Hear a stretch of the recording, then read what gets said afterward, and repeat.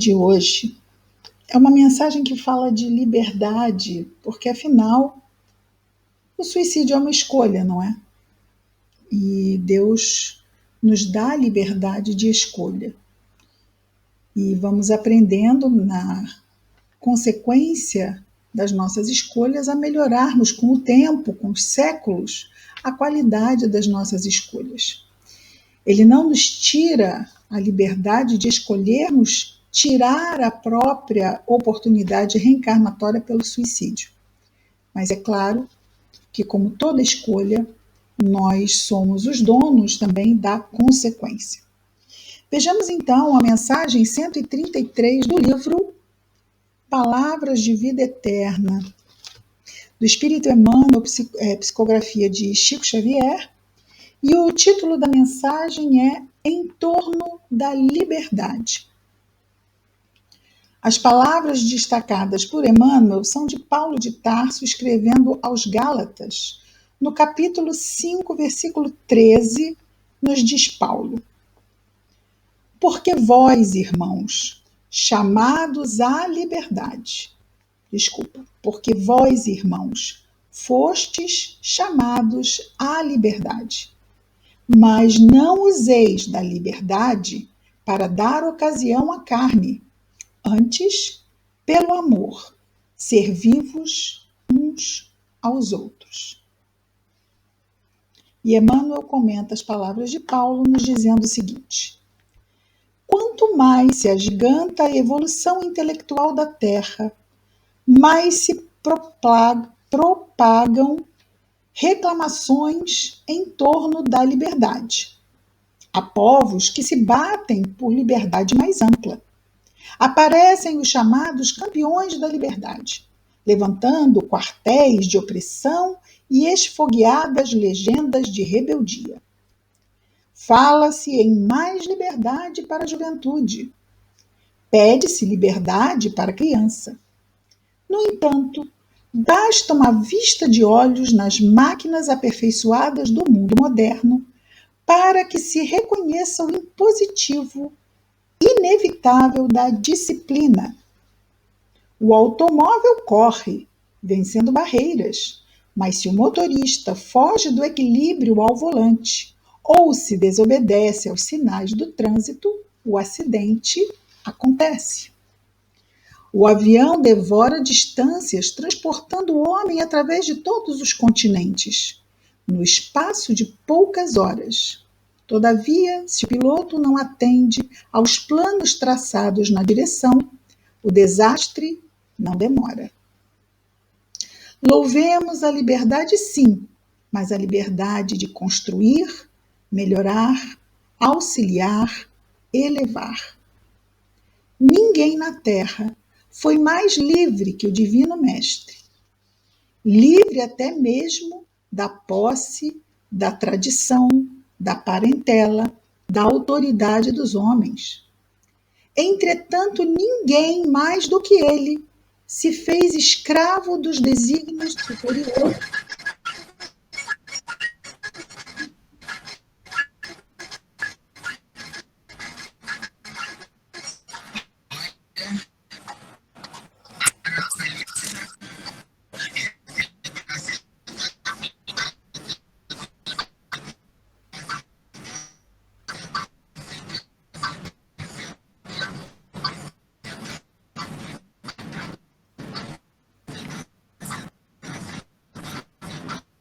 Problema no som. Vocês estão ouvindo uma interferência no som? Parou. Pensei que podia ser daqui ou do sistema. Ok. Ninguém... Bom, já vimos aqui sobre Jesus. Ok. Então, Emmanuel conclui. Eis porque, entretanto, Jesus, não é? Ninguém mais do que ele se fez escravo dos desígnios superiores para beneficiar e iluminar a comunidade. Eis porque nos adverte o apóstolo sensatamente. Fostes chamados à liberdade, mas não useis a liberdade favorecendo a devassidão. Ao invés disso, santifiquemos a liberdade através do amor procurando servir.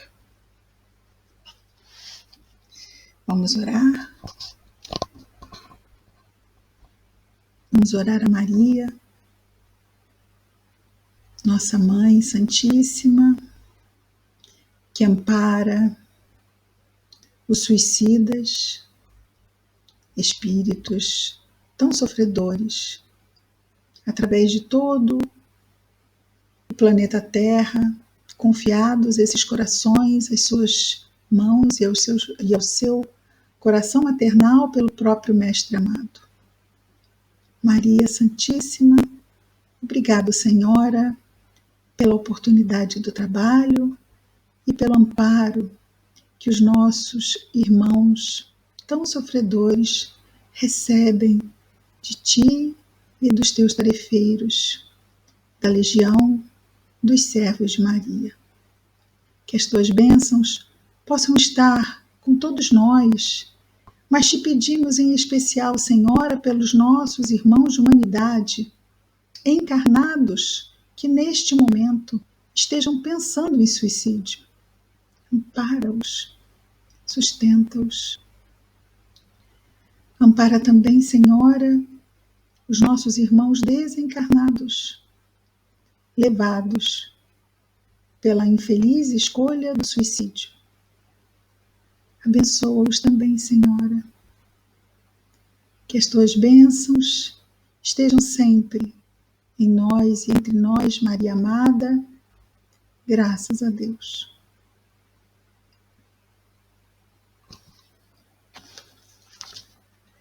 Nós vamos começar,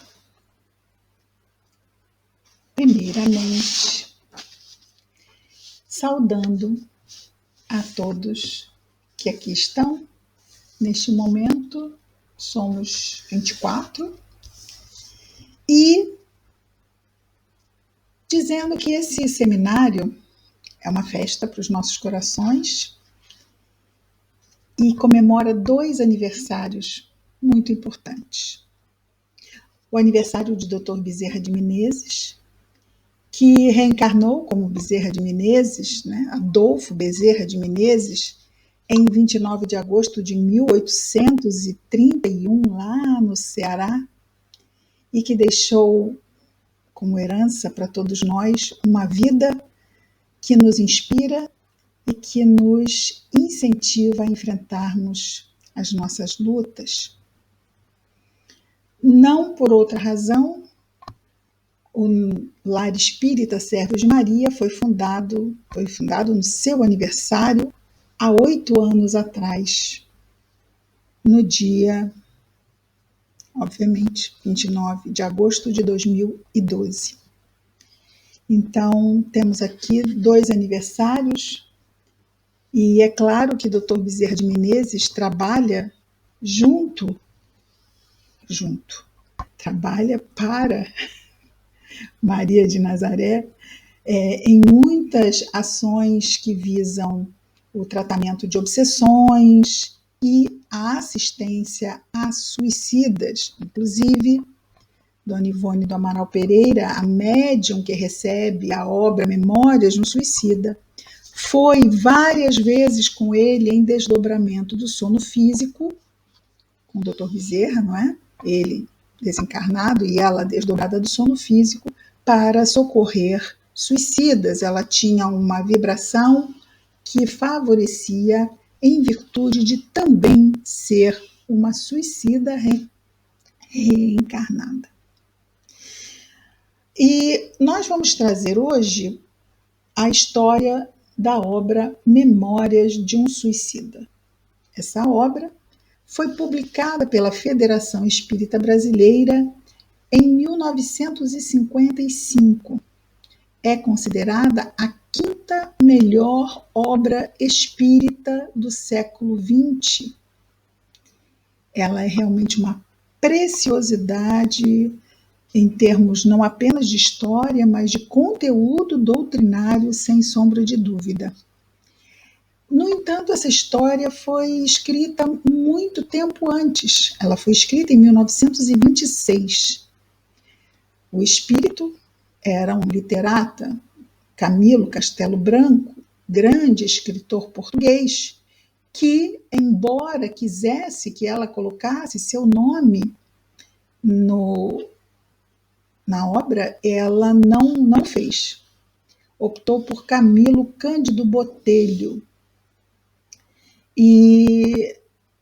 Mas também Botelho é um dos sobrenomes de Camilo, então ela achou que estava, mas ele intuiu que ela colocasse, ela não sabia, mas Botelho também é um dos sobrenomes de Camilo Castelo Branco. Então, Camilo traz esta obra através da mediunidade de Dona Ivone em 1926. Ela tinha muita dúvida se realmente não seria uma mistificação. Imagina ela recebendo um espírito como Camilo Castelo Branco, se formos compará-lo aqui, um grande escritor brasileiro, não é? Grande escritor brasileiro agora, até me foge. Bom, no Brasil às vezes pode não ser muito conhecido, mas ela o conhecia bem e ela deixou os manuscritos numa gaveta, pensou inclusive em queimá-los, porque como ele era um grande escritor, mas ele estava contando sobre o suicídio dele. Era uma história muito cheia de dor e não era muito, vamos chamar assim, faltavam muitos elementos para transformá-la numa boa obra espírita. E ela sabia disso. Tentou queimar os manuscritos, mas o Dr. Bezerra materializou sua mão e a deteve, ela já com a caixinha de fósforos na mão. O tempo passou e, num determinado dia, se apresentou a ela o espírito Leon Denis. E Leon Denis era um espírito, não é? Quando encarnado, escreveu muitas obras da filosofia espírita e Dona Ivone gostava demais de estudar Leon Denis. Então, quando se estuda muito um determinado autor, cria-se uma afinidade com ele. Ele já tinha, então, com ela uma afinidade, porque ela o estudava bastante, e ele se apresentou para dar à obra Memórias de um Suicida o conteúdo doutrinário que a obra necessitava.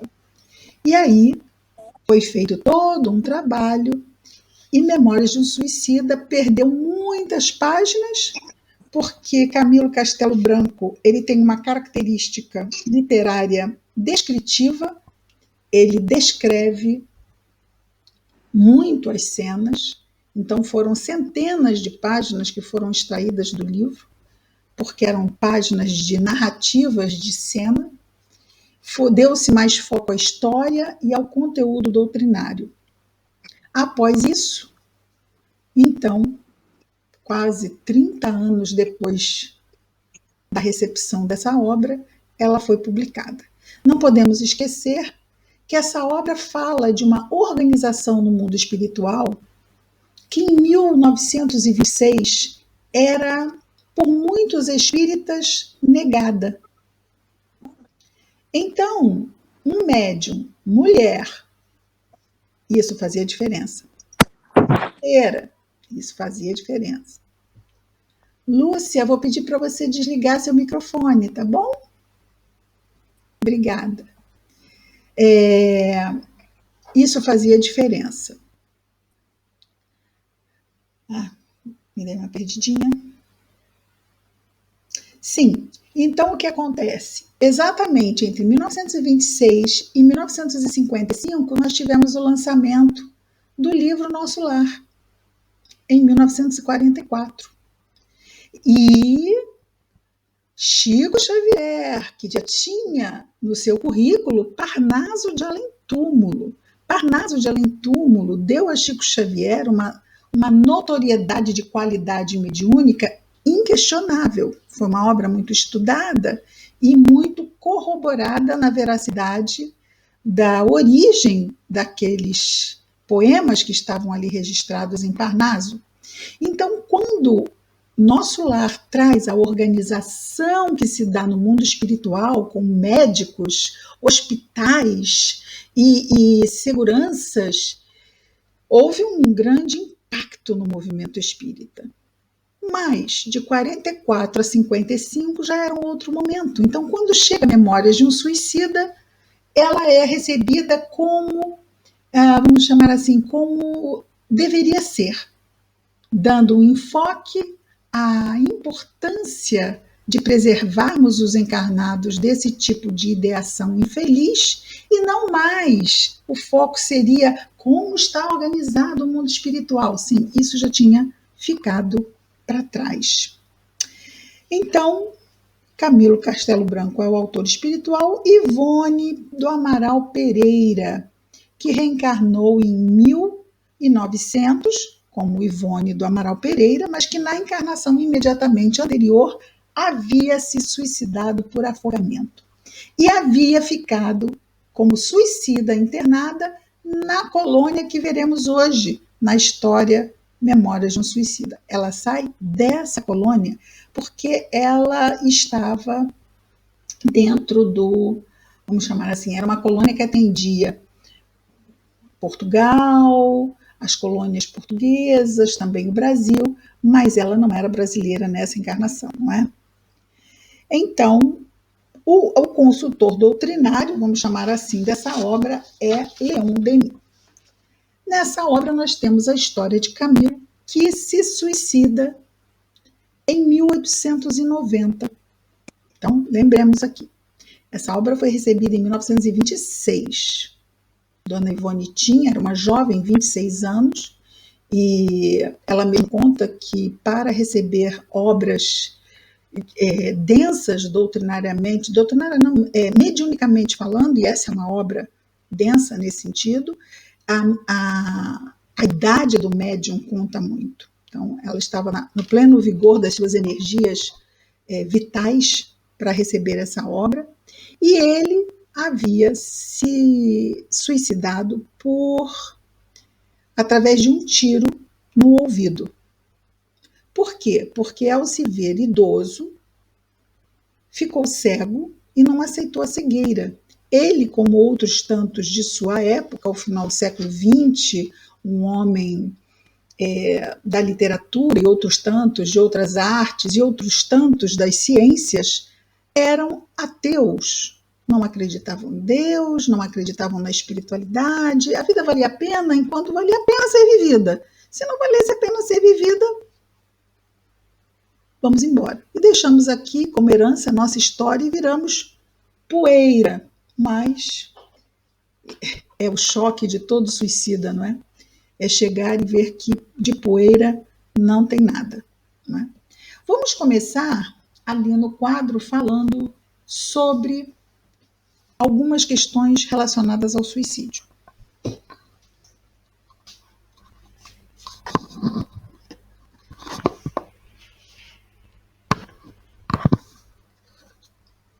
Está dando para me ouvir?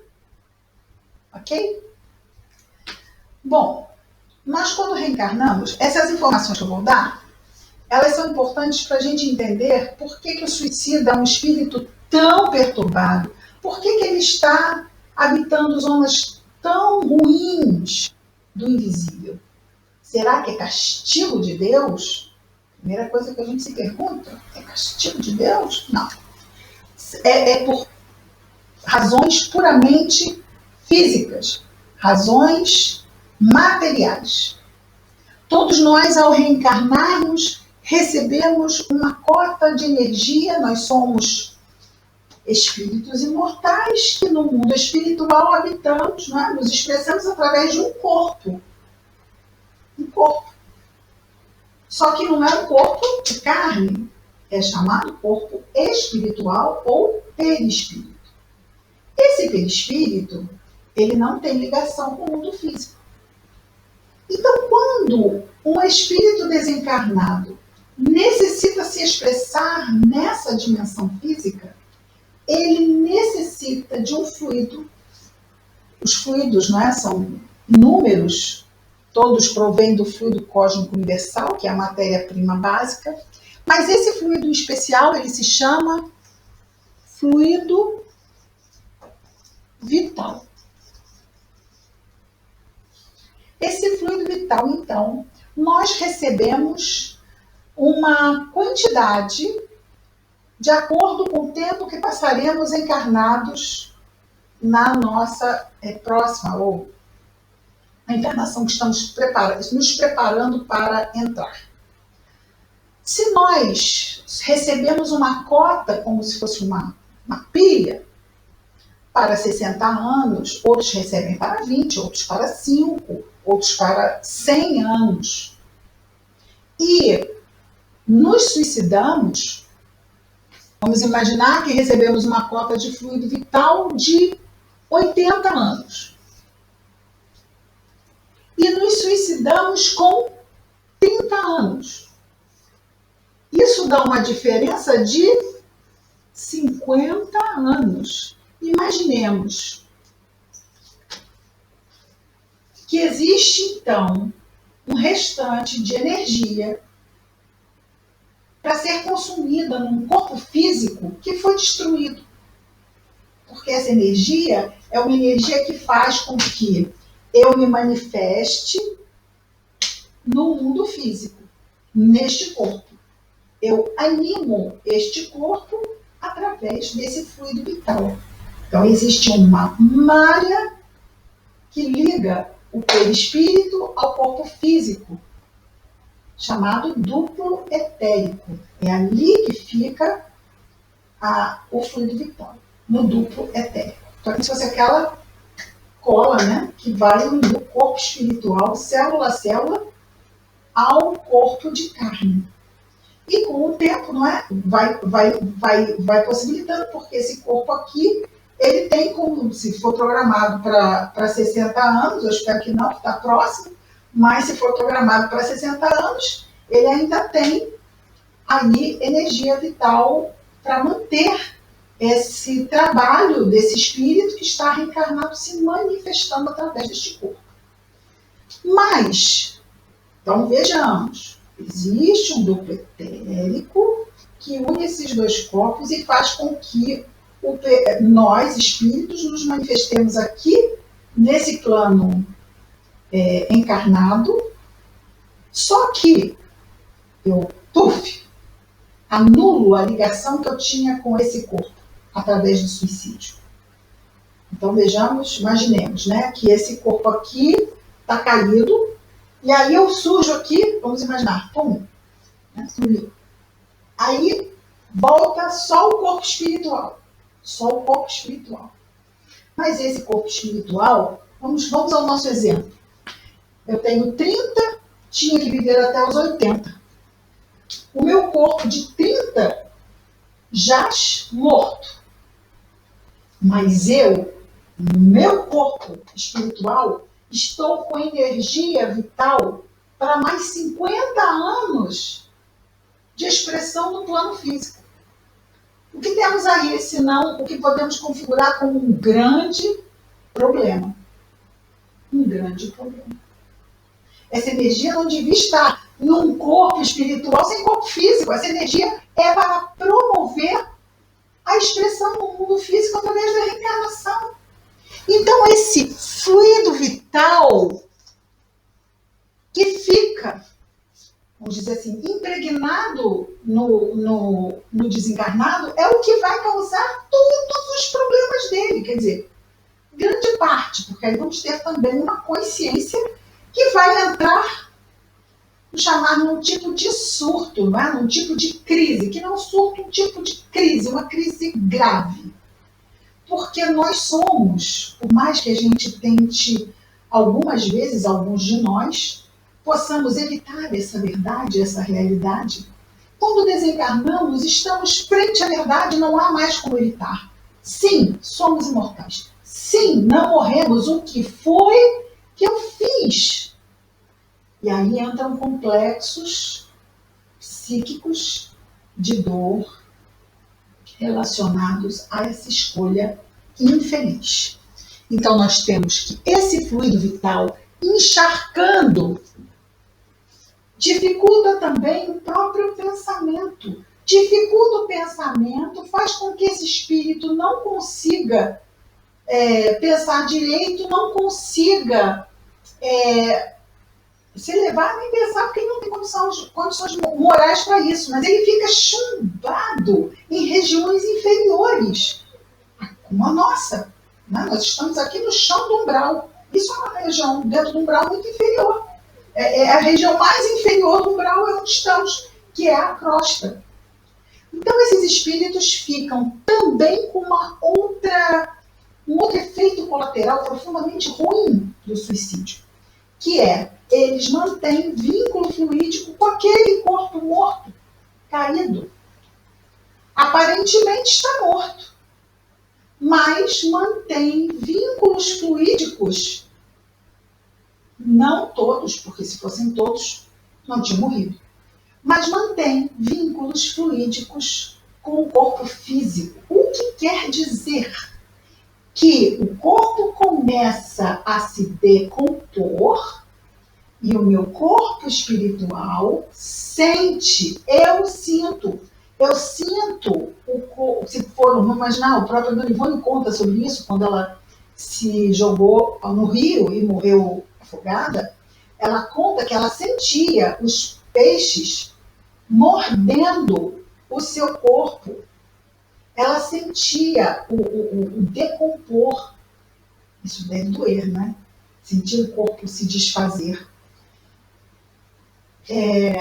Vejamos que quantos problemas, e Camilo chega a dizer isso no livro Memória de um Suicida, que aquele vale dos suicidas, o vale dos leprosos, lá na Roma Antiga, do tempo antigo romano, onde a lepra, né, a hanseníase, ela expulsava as pessoas, eram dadas mortas quando vivas, a partir do momento que se manifestava a lepra nelas, e eram enviadas então a esse vale dos leprosos. Lá havia muito sofrimento, muita angústia, muita dor, desespero, revolta.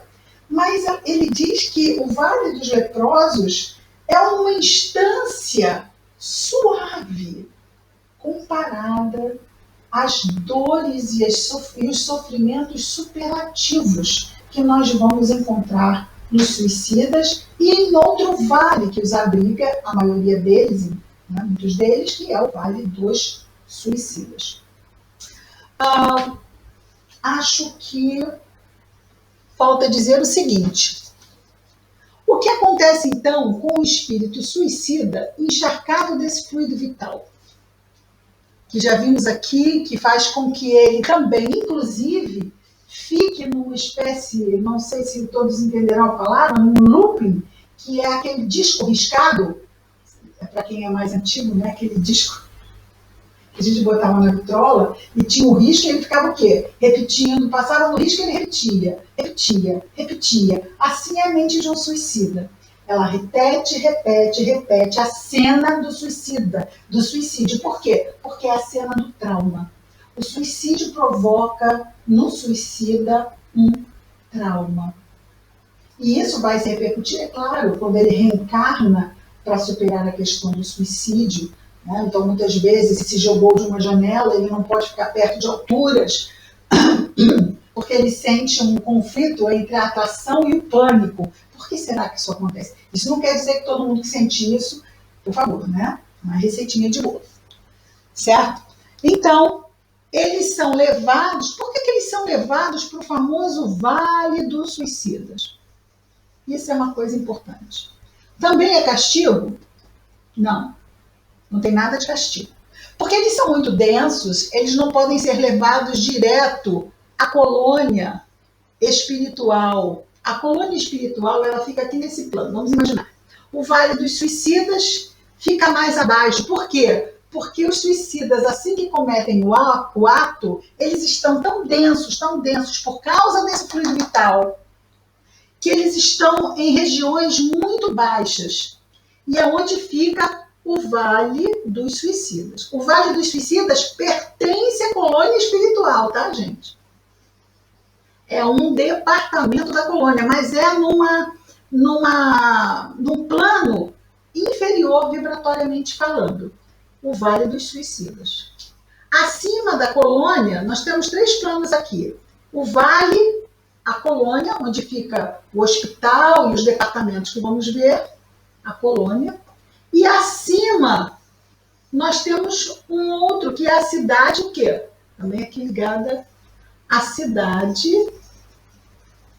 universitária, que é onde os espíritos se escolhem não reencarnar de forma mais pronta, a fim de se livrarem dos pensamentos difíceis, às vezes, que o trauma pode promover. Às vezes eles querem simplesmente reencarnar, porque abafados na carne, as lembranças ficam abafadas e existe um refrigério por não lembrar.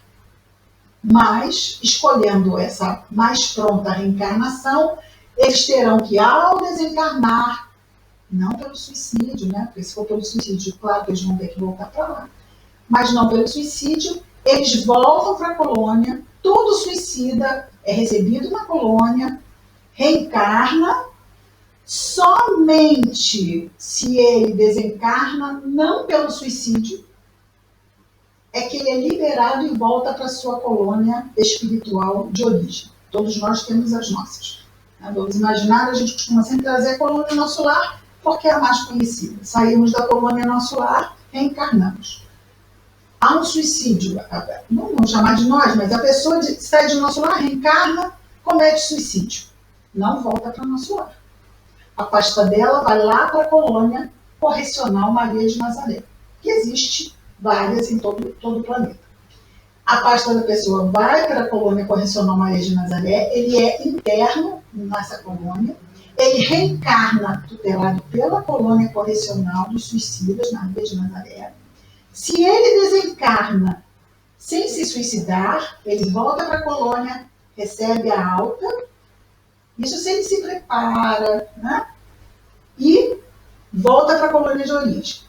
Mas, se ele simplesmente precisa reencarnar para esquecer, geralmente esse tipo de reencarnação é uma reencarnação muito limitada nas condições do reencarnante, para que ele não está preparado ainda para enfrentar isso, ele está muito traumatizado. Então, geralmente é um reencarnado cheio de limitações que dificultam a ele tomar a decisão de se suicidar e chegar a mobilizar meios para praticar o suicídio. Né? Então, ele vai desencarnar, se ele optar por essa rápida para poder esquecer, ele desencarna, volta para a colônia correcional e aí se prepara em outro momento mais tranquilo para então enfrentar a reencarnação, onde ele terá como prova primeira, principal daquela reencarnação, não se suicidar. Então, a reencarnação de um suicida, a primeira reencarnação, aquela que vem depois do suicídio, é uma reencarnação apenas por conta do suicídio.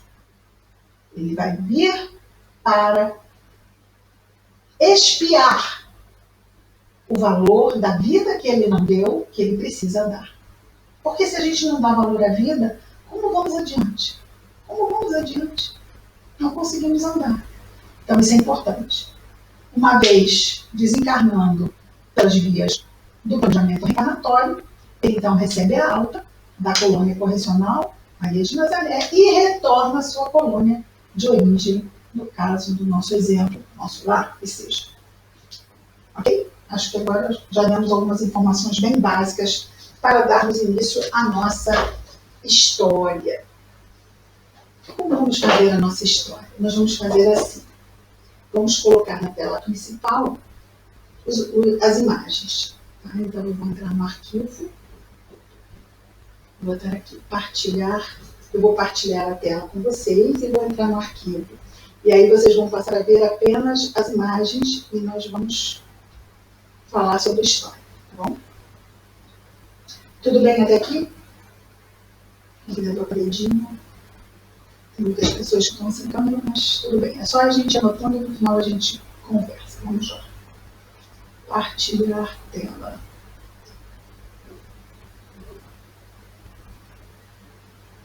Aqui o meu computador é lento, mas ele está indo. Temos que ver. Ele vai naquele ritmo de valsa.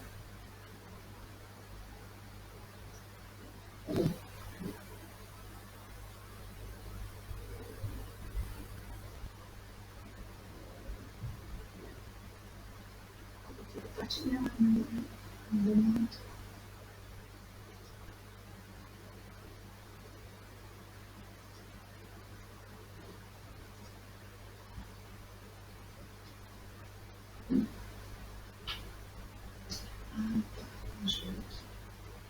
Vocês não estão vendo a minha tela? Estranho. Eu testei isso às vezes, hoje não quero certo. Partilhando, está dizendo que eu estou partilhando. Então deixa eu ver aqui o arquivo. Ah, tudo bem.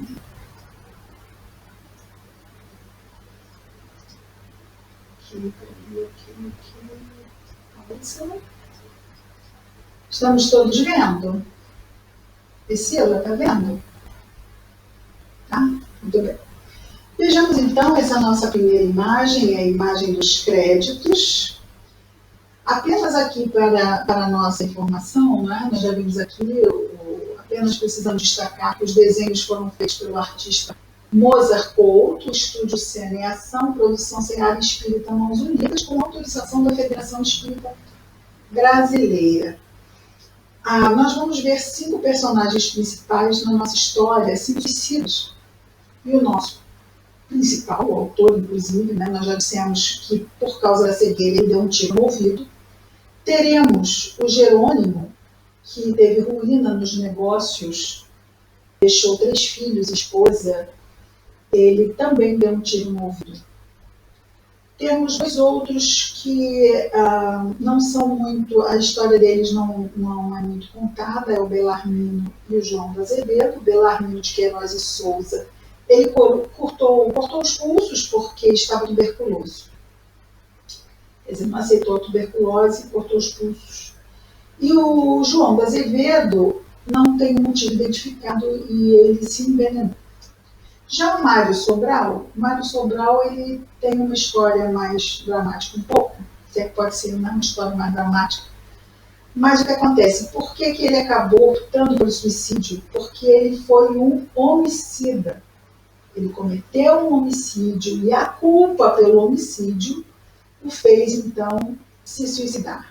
Ele assassinou a sua amante, mulher que ele amava, por estrangulamento, e optou também se enforcar, né? Quer dizer, ele se auto-estrangulou, né? Se enforcou, também se suicidando pelo enforcamento.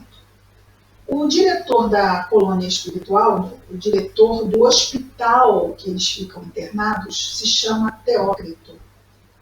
E os outros a gente vai ver conforme a história for passando. Vejamos então aqui a nossa primeira imagem. A nossa primeira imagem. Aqui está normal, Patrícia? Patrícia, você não está vendo a imagem do vale? Priscila, está vendo a imagem do vale? Não?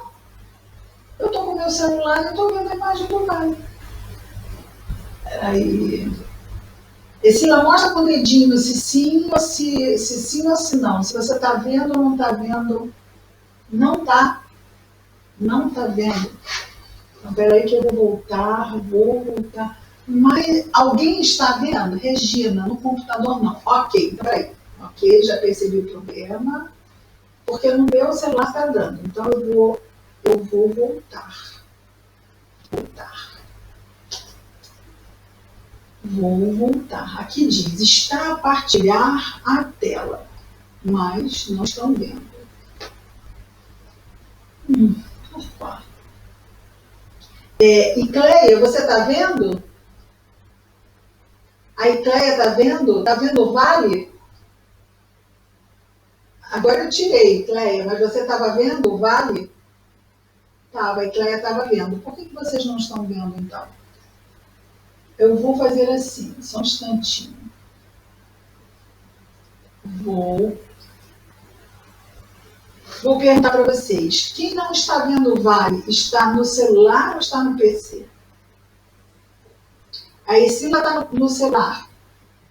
Você está no celular.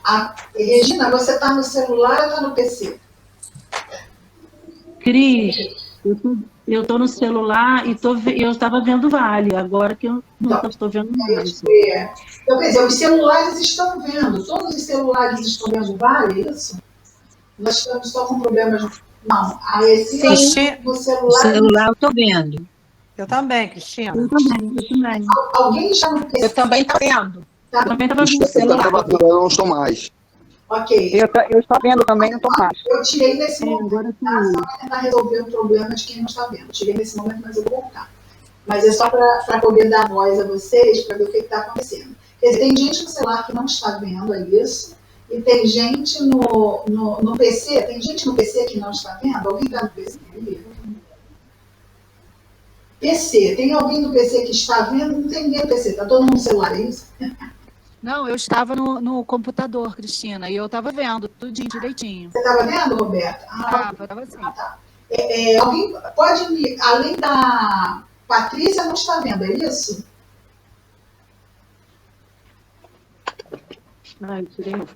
Cristina, tudo bem, Roberto? Eu estava vendo, estou no celular, agora não estou mais vendo. Não, você está vendo agora porque eu tirei, tá, Roberto? Só para poder dar um grupo. Ah. Tá, mas eu vou voltar. É só para resolver essa questão aqui. Além de Sila, quem mais não está vendo, por favor? Roberto? A imagem estava aparecendo, agora que está aparecendo aqui, está partilhado o ecrã total. Certo. Não, eu estava vendo, mas eu tirei um pouquinho, tá, Roberto? Já vai ficar. Cristina, estava aparecendo no meu celular, mas no computador não. Regina. Então acompanha pelo celular. Então esse não estava vendo nada antes. Vai, Sila. Esse, você tinha dado uma notinha que não estava vendo. Cristina, aqui é a Patrícia. Olha só, eu estava vendo, mas alguém postou aí dizendo que não estava vendo, tá? Para mim tá normal. Eu tinha. Thelma. Thelma, você não está vendo? Cris, eu vou sair e vou entrar pelo celular. Tá bom? Entra pelo celular. Eu vou pedir a maioria está vendo. Eu vou continuar. E quem não vir, eu vou pedir desculpa. Mas eu vou pedir depois acompanhar no vídeo gravado, tá? Porque no vídeo gravado vai aparecer, tá bom? Nós vamos então retornar aqui a está partilhando o ecrã. Então eu vou abrir de novo a minha. Ok.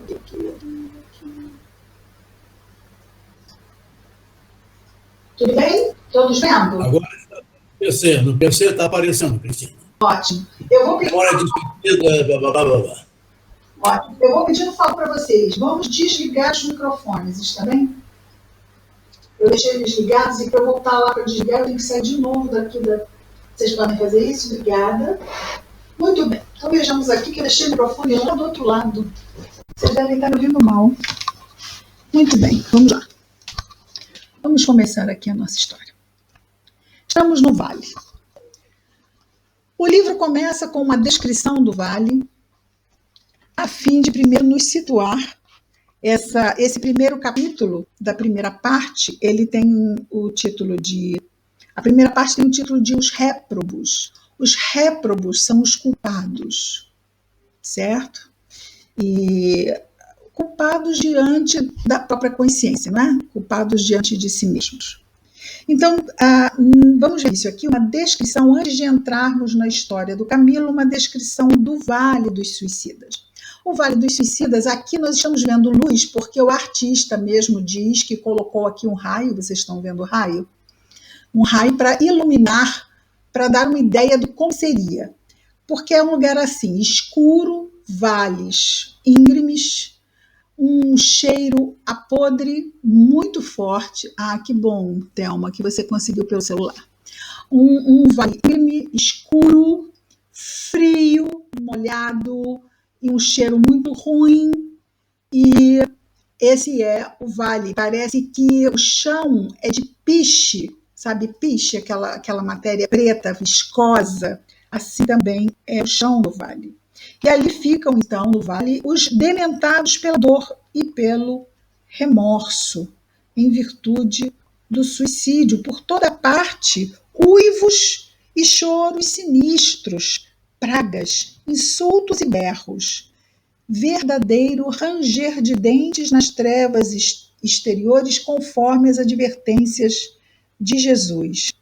Ali vemos que nos suicidas existe uma dor, eles localizam as dores na parte do corpo afetada pelo suicídio mais diretamente. Então, nós vemos espíritos como Camilo, que tinham dado um tiro no ouvido. As dores na região da cabeça são sempre muito mais destacadas do que em qualquer outra parte do corpo.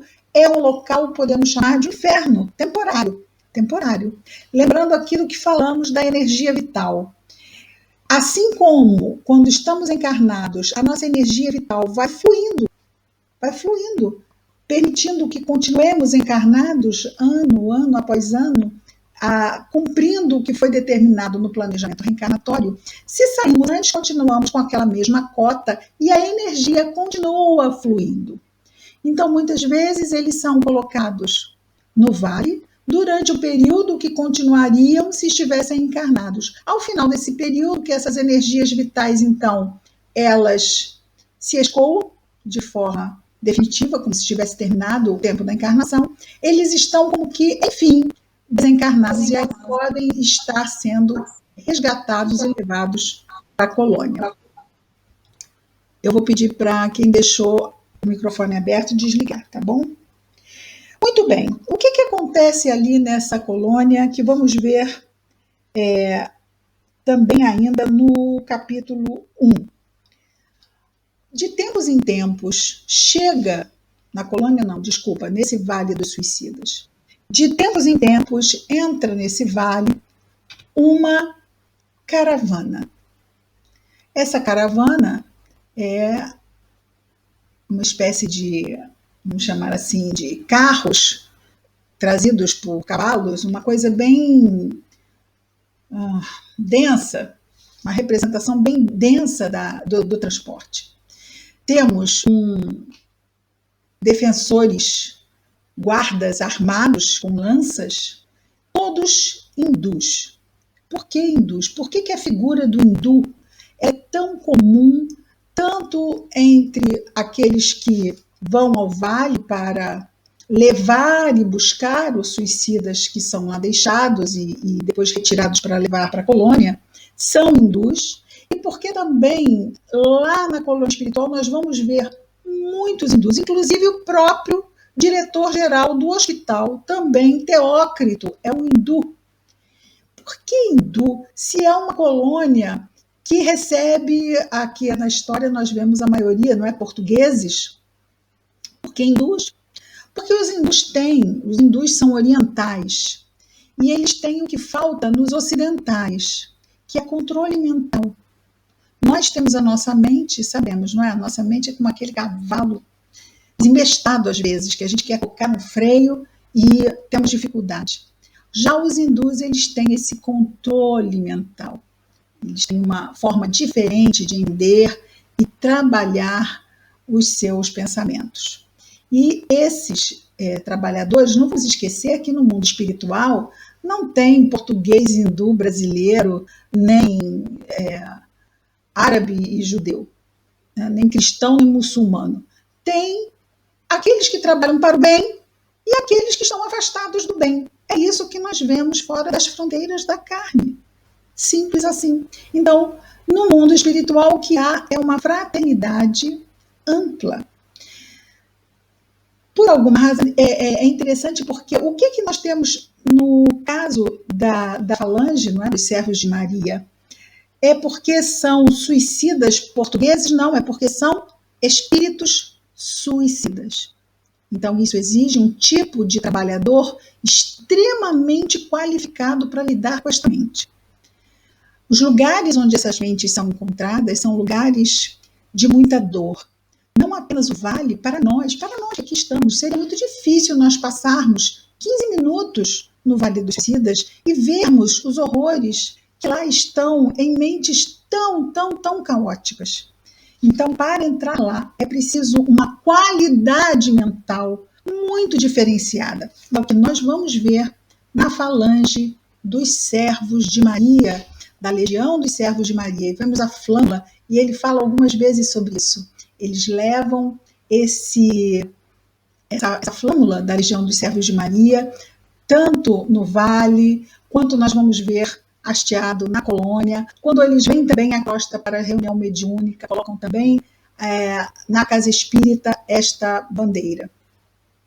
E eles têm também uma cruz azul na altura do peito, que os distingue como membros da Legião dos Servos de Maria. Aqui vai apenas uma curiosidade do nome da casa espírita, lar espírita, Servos de Maria.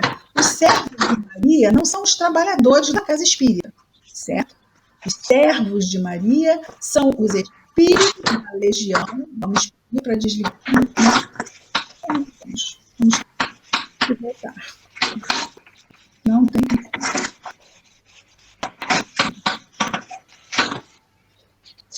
Deixa eu só silenciar aqui o microfone. Pronto, vou voltar. Voltando.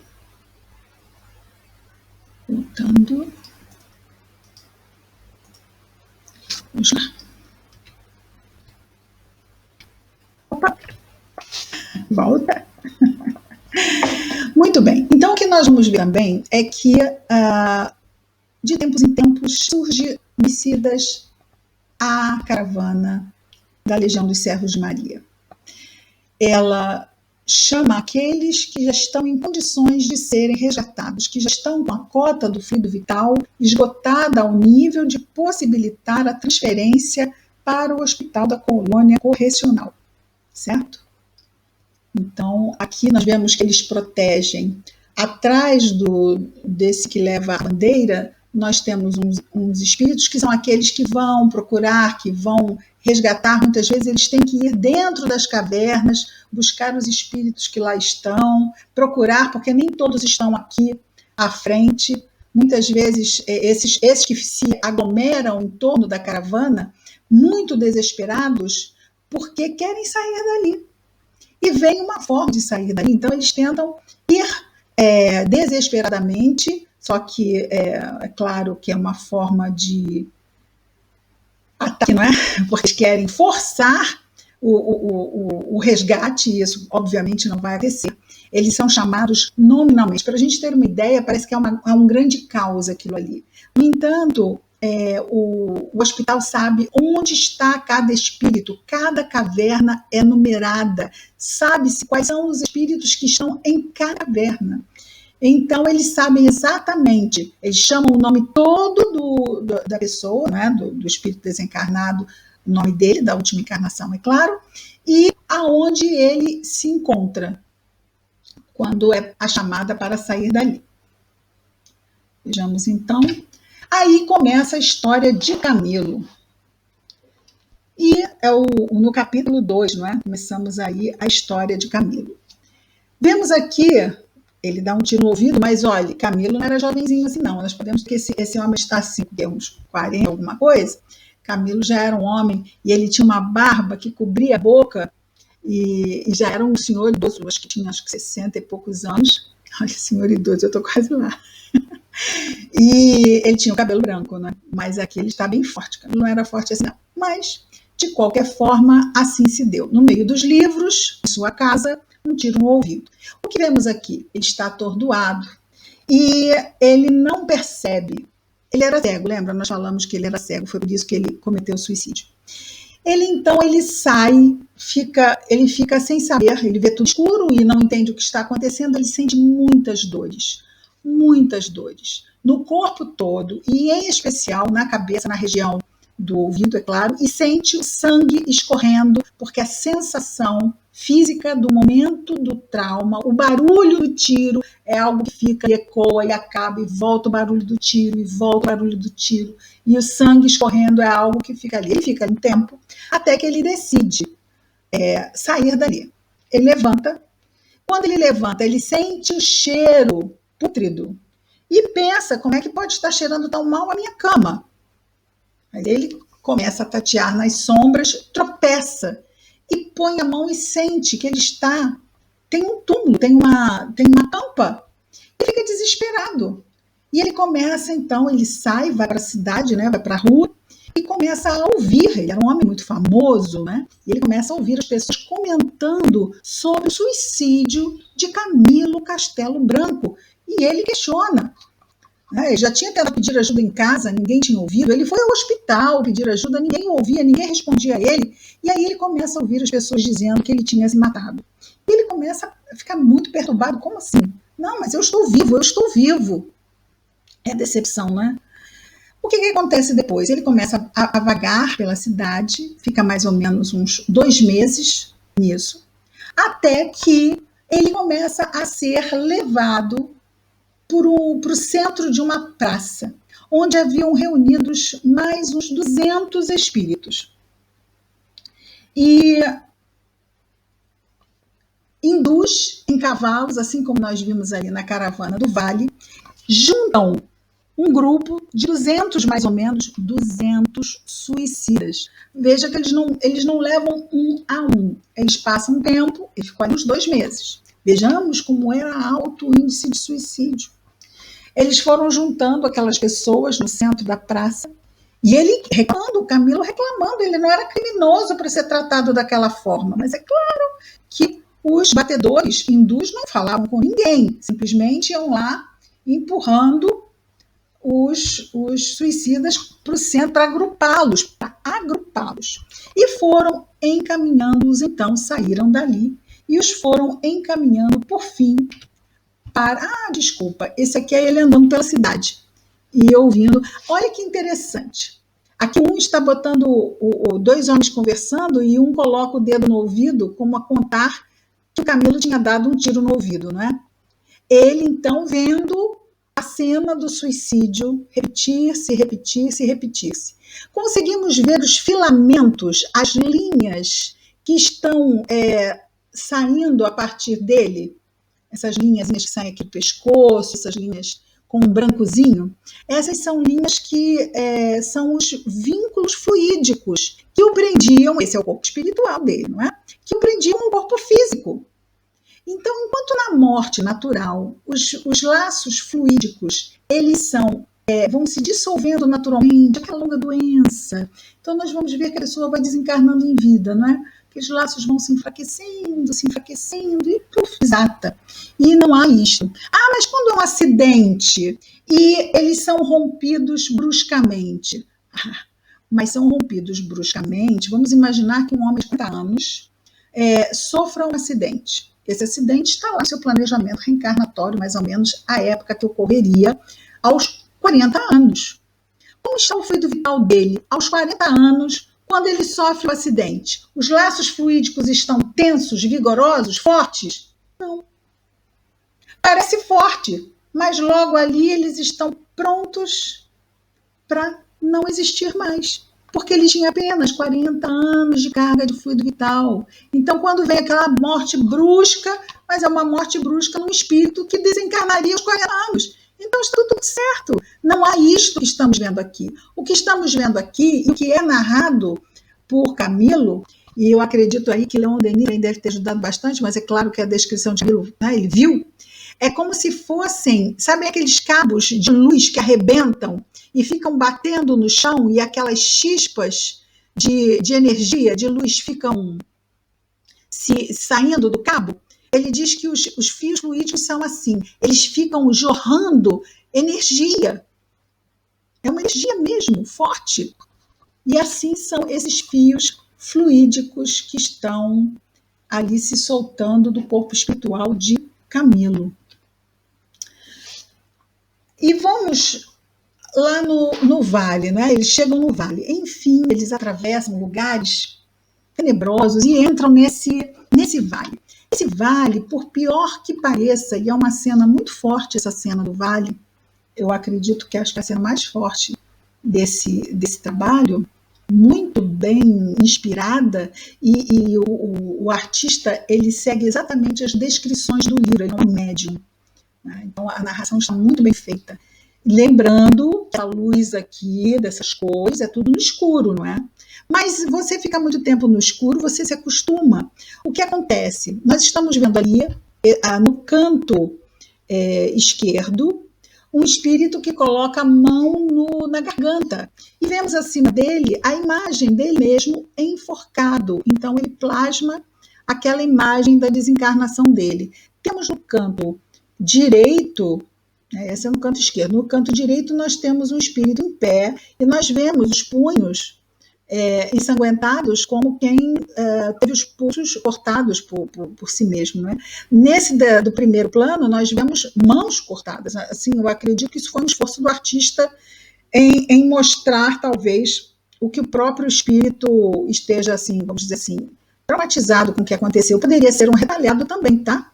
O retalhado é o mais sofredor dos suicidas, é aquele que se joga sobre as rodas de um trem. Nós não estamos vendo o restante do corpo dele, mas poderia ser, eles mesmos têm essa denominação, não é? São denominados assim, os retalhados. São os espíritos, porque se um espírito dá um tiro no ouvido, ele lesiona inclusive parte do cérebro, e aí nós vemos a dificuldade até mesmo de concatenar, porque ele está ligado àquele cérebro físico que foi danificado na hora, e toda essa compreensão. Imaginemos a dificuldade de um espírito que se vê em pedaços e está num caos mental tal, e num desespero. É realmente o que podemos caracterizar mesmo como uma plena loucura. Não é? Uma plena loucura.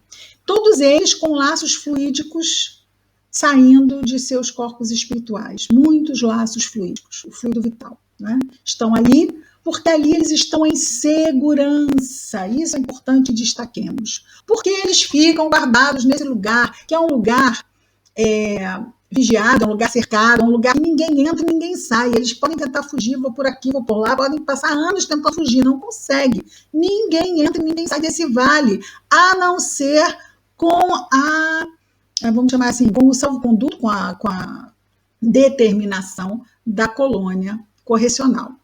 Mas isso é muito importante, porque eles são como pequenas crianças, eles estão totalmente indefesos. Nenhum desses espíritos tem condição de se defender de alguém lúcido. É claro que eles ficam, muitas vezes se atacam e brigam lá entre eles eles podem fazer o que eles quiserem, porque nunca vão se matar, né? Então essa é que é a verdade. Estão enlouquecidos, sim, é um tipo de loucura, mas em várias instâncias, né? A Fátima estava comentando aqui. Bom, o que é muito importante eles estarem ali protegidos? Mas protegidos de quê? De quem? Ora. Eles estão cheios de fluido vital. Vocês já ouviram falar de espíritos vampirizadores? Espíritos que querem as sensações da matéria, da carne? Espíritos que ficam perto de pessoas exacerbadamente na sensualidade e no desregramento, no vício, seja nas drogas, no álcool, ficam ali drenando aqueles fluidos viciosos. Esses espíritos estão cheios de fluido vital. Tem espíritos que ficam no cemitério para tirar aqueles restinhos de emanação de fluido, aquele restinho mesmo, aquela farofinha que fica no corpo do recém-desencarnado, isso pelas vias normais, não é? E claro que todos aqueles que têm uma vida regrada, são boas pessoas, ao desencarnar não têm seus despojos atacados por ninguém. Isso é em outros casos, mas acontece. Isso a gente vê acontecer no cemitério, a gente vê acontecer isso com uma pessoa que tem vícios encarnada. Imaginemos espíritos suicidas.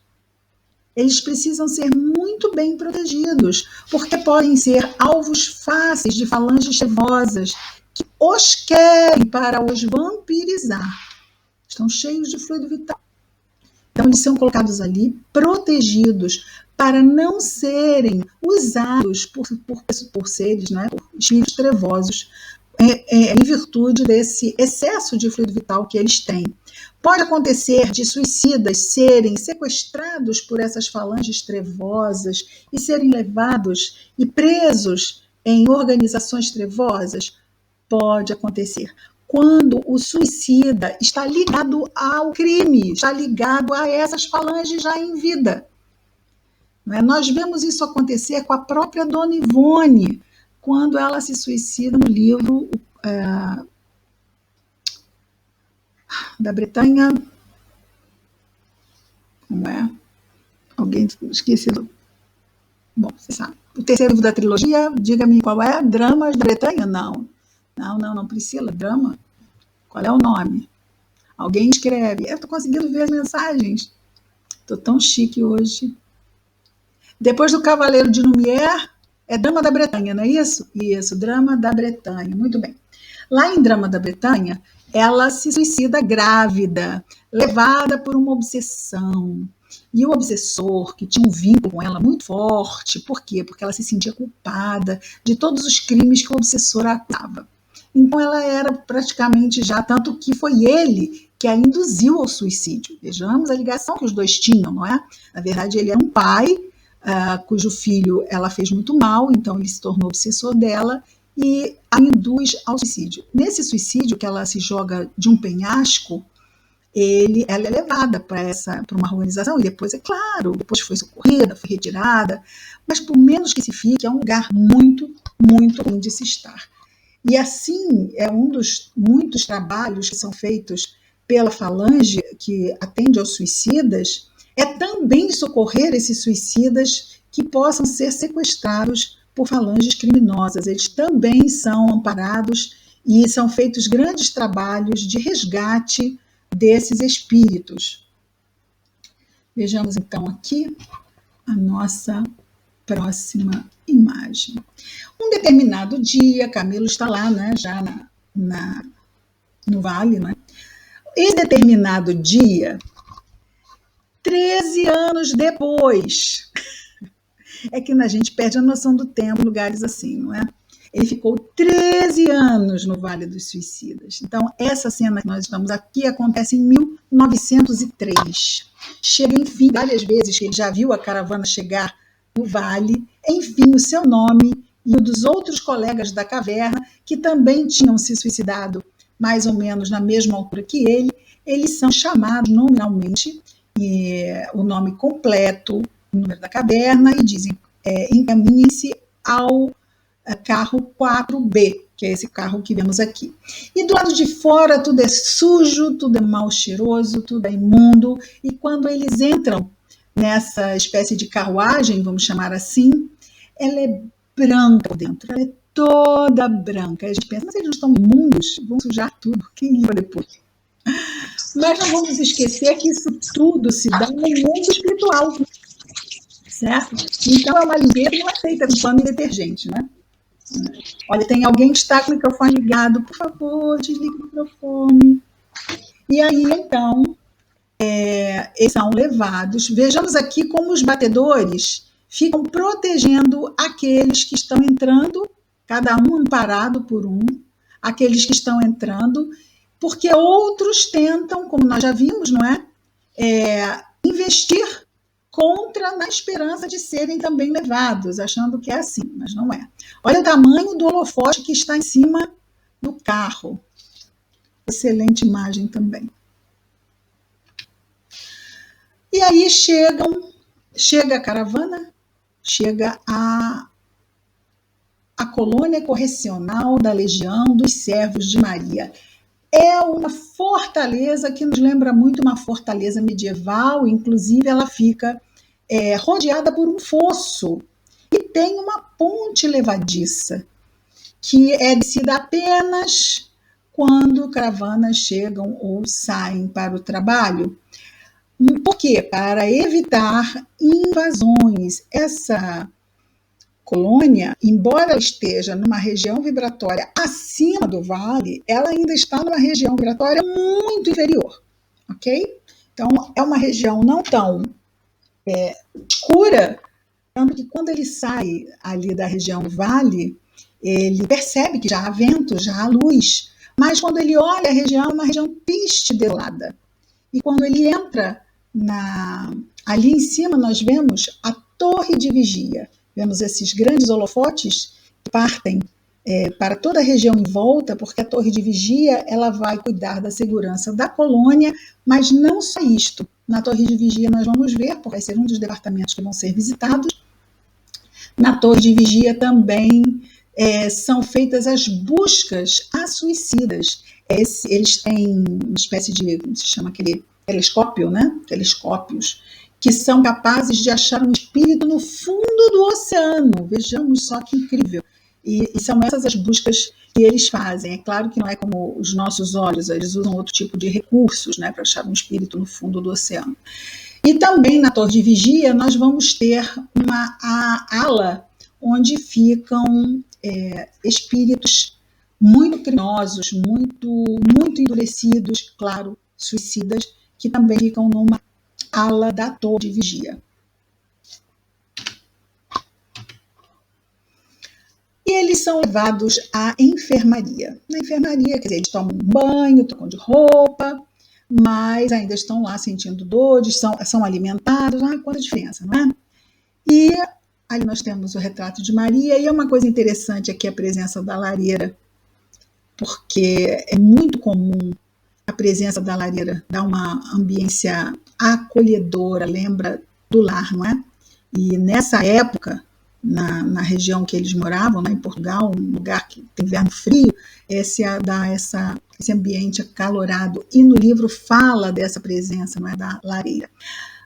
Claro que os detalhes de decoração não são ditos no livro. Aquela plaquinha de silêncio não é citada no livro. Mas essa imposição do silêncio é importante. Porque quando você tem um problema e abre a boca, com pessoas que estão do seu lado e que você sabe que tem o mesmo tipo de problema que o seu, a tendência é nós falarmos de quê? Do problema. Nós temos ali, nessa enfermaria, a cada enfermaria ficam 10, mas nós sabemos que nessa enfermaria pelo menos 5 eram muito próximos, os 5 que saíram juntos do vale. E eles começam então a falar de si. E começam a falar de si e dá problema, porque eles começam a ficar em crise. E aí vem um trabalhador, né, os repreende, coloca então, nós estamos vendo aqui, coloca vigia para a enfermaria, para que eles se mantivessem em silêncio, porque a boca fala do que o coração está cheio, e esses corações estão cheios de dor e de perturbação e de caos. Então, ainda, neste momento, abrir a boca não é uma boa coisa a se fazer. Então, fica ali. Vemos a cruz azul no peito e vemos que eles também são trabalhadores hindus. Destaque também podemos fazer sobre a descrição que ele nos dá da colônia. A colônia é uma linda colônia com construções orientais e típicas, clássicas portuguesas. Mas mais interessante é a quantidade de branco na paisagem. Muitos tons brancos. Inclusive, ele diz que as ruas parecem asfaltadas de branco. Muito bonito, mas deve ser ao mesmo tempo também um tanto ou quanto melancólico. Mas cores, o que fazem as cores à mente? Excitam. Cores excitam a mente. É uma coisa bem psicológica, não é? E o branco? O branco é o branco. Não excita. E essas mentes, o que elas têm de sobra? Excitação. O que acontece então? Eles são levados a fazerem várias cirurgias. São cirurgias fluídicas para serem extintos. Enfim, os últimos, porque eles já estavam, inclusive o próprio Camilo conta que quando estava lá na caverna, antes de chegar à caravana, ele sente repentinamente uma grande exaustão e chega a cair exausto. O que é essa grande exaustão que ele sentiu? Foi exatamente aquela cota de fluido vital chegando ao fim. E por isso ele se colocou, já estava nas condições de ser retirado. Mas sempre sobram fluidos. E não vamos esquecer que ele tinha uma grande lesão nessa área do ouvido, do cérebro, né, na parte da cabeça, porque ele continuava sangrando 13 anos depois, o sangue continuava vertendo da sua cabeça. Mas por que ele não tem mais sangue? É o corpo espiritual. Sim, mas o corpo espiritual, ele é plasmado pela mente. E a mente dele está presa num trauma. E o trauma está ligado ao tiro no ouvido. Então, ela repercute, a cena repercute, e ele plasma a cena no corpo espiritual. E é por isso que ele se submetendo, tendo, vamos chamar assim, um auxílio externo para corrigir as lesões. E poderíamos pensar, sim, mas se é a mente, e ele não poderia continuar pensando no suicídio e lesionando de novo a parte que eles estão corrigindo e tratando? Sim, poderia, mas não vamos esquecer que ele sabe que está sofrendo uma ajuda profissional clínica. Então, a mente é induzida a ceder ao que está sendo realizado nele, porque é assim que a gente vai para o hospital, sofre cirurgia, o médico opera e a gente fica bem. A mente já está treinada para entender isso. Ele não sabe que a mente dele pode... Ele não queria nem ficar vazando sangue, 13 anos. Mas ele não tem nem condições de entender absolutamente nada do que está acontecendo. O fato é que tudo isso não só ajuda, como também induz a manter o que eles estão fazendo, por acreditar na ação dos médicos. Mas é interessante, porque ele fica se questionando, mas eu estou vivo ou eu estou morto? Ou será que isso é a morte? Porque ele ainda não tinha entendido logo o que estava acontecendo com ele. E logo depois, então, ele vai perguntar, mas eu morri? Aí ele tem a resposta, né, de um dos tarefeiros, né, da enfermagem que assistem a ele, dizendo que ele estava vivo, que ele não estava morto. Mas que o corpo que o servia na encarnação havia sido destruído pela sua má gerência, podemos dizer assim, não é? Mas que ele continuava vivo sim. Temos aqui na tela, aparece o nosso Jerônimo. O Jerônimo de Araújo Silveira. Jerônimo de Araújo Silveira era um dos 5 que foram resgatados no Vale. E ele estava decidido a voltar em casa. Mal sabia ele que tinham se passado 13 anos, tá? Para ter noção do tempo, eles não sabiam disso ainda. Ele queria ver a mulher dele, porque estava vivo, ele tinha que falar que estava bem. E é interessante porque ele passa por várias entrevistas que tentam dissuadi-lo dessa ideia. Não faça isso, não é bom, espere, se harmonize, se fortaleça, depois você vai, mas eu quero. Até que, por fim, ele foi falar com o Teócrito, com o diretor. Eu quero, porque eu quero, porque eu quero. E aí o Teócrito, o diretor, disse para ele assim, olha, eu vou te autorizar, mas você se responsabilizará por tudo que acontecer com você mesmo a partir da sua decisão. Não, pode deixar. Eu me responsabilizo. Eu quero, eu vou. E ainda tem mais. Eu quero ir muito bem vestido, eu quero a minha bengala de caixão dourado, eu quero a minha cartola, eu quero flores, eu quero rosas para oferecer à minha esposa. E tudo foi dado a ele. Mas também foi colocado no telão, porque outros também queriam ir para casa. Mas não tão tolos quanto Jerônimo, que quis até as últimas consequências. Então, Teócrito mandou que se colocasse a viagem, vamos dizer assim, de Jerônimo num telão, para que todos acompanhassem o que ia acontecer. E todos foram acompanhar a experiência de Jerônimo, que foi então a crosta para reencontrar a família. Esta é a casa de Jerônimo, a ex-casa de Jerônimo, em Lisboa. E quando eles chegam em Lisboa, todos ficam maravilhados, saudosos.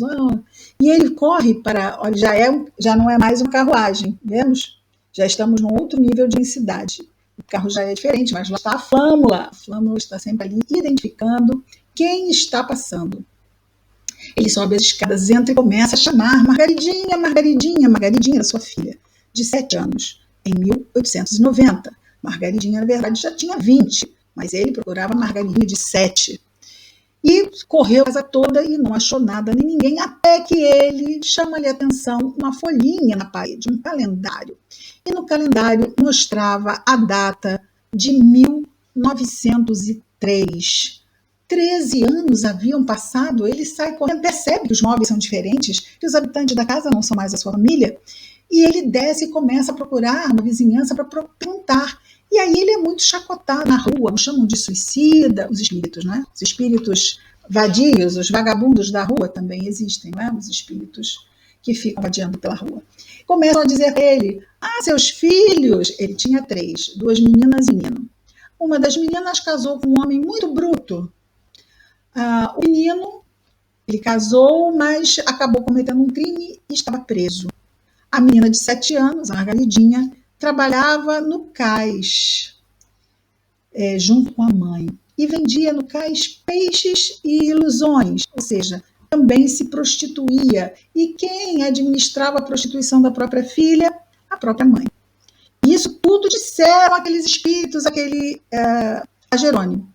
E Jerônimo vai atrás do filho, Jerônimo vai atrás de Margaridinha, encontra Margaridinha no cais, a mãe brigando com ela porque a acusava de ficar com dinheiro, e ela chorando, lembrando de quando era criança e o pai estava vivo, como ela era feliz. Então, vendo tudo o que aconteceu, em consequência do seu suicídio, Jerônimo entra em crise e tem que ser levado para o isolamento quando chega à colônia. Então, Teócrito avisou a ele para que não levasse esse plano adiante. Ele não quis ouvir e não conseguiu escapar da crise que, obviamente, Teócrito sabia que viria. O que vai acontecer?